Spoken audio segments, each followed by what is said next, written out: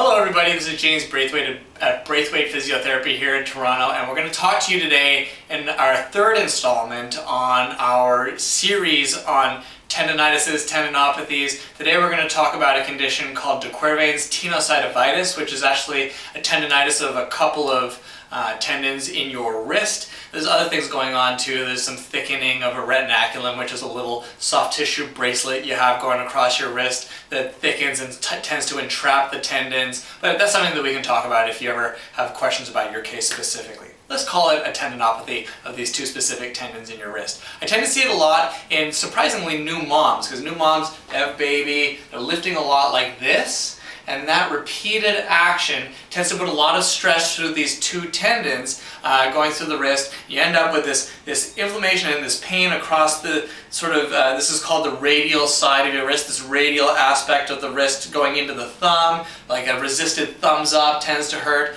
The big test though, and this is how you really get a good sense if this might be your problem, is this test where we tuck our thumb in like that, make a fist, and then try to deviate the wrist towards the pinky side like that. If that makes you jump towards the ceiling, then this may very well be your problem, and it's certainly something that you should follow up with a physical therapist like myself around. But there are some things that you can do for it. The first of which is, and I don't recommend this with every condition, in fact with most conditions I don't. With this one though, athletic taping or bracing is to immobilize the joint across which those tendons are going is a good treatment, and certainly athletic tape is a nice sort of middle of the road approach to take, so that's something that we can always talk about. There, outside of the bracing or the taping though, again going to strength training and stretching. So as we've talked about with our other tendinopathies, we like to stretch first and then do a strength training exercise and then finish with another stretch, and we're going to do the exact same thing here. So if this is your problem, this is how I would handle it, or this is what I would recommend. You're going to sit at your table, like thusly. You're going to extend your wrist just across the edge of the table so that you've got some play here. You can deviate it towards the pinky side cleanly if you want.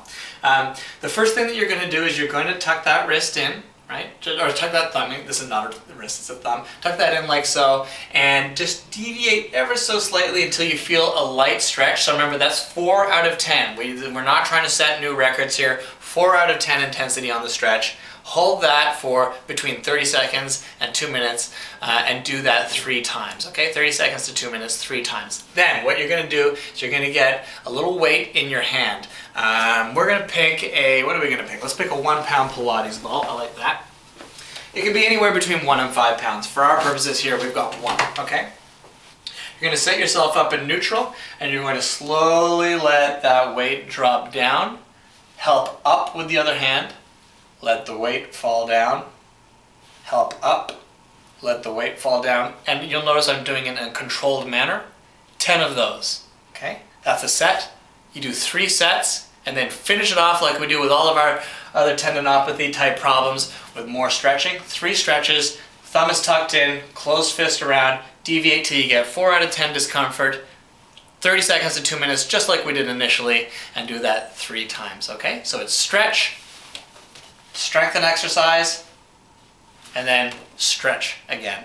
And that's how you manage through exercise de Quervain's Tenosynovitis. So if you have any questions about this or some of those other things we mentioned, the taping or the bracing, which is also an important part of this particular condition's treatment, don't hesitate to get in contact with me.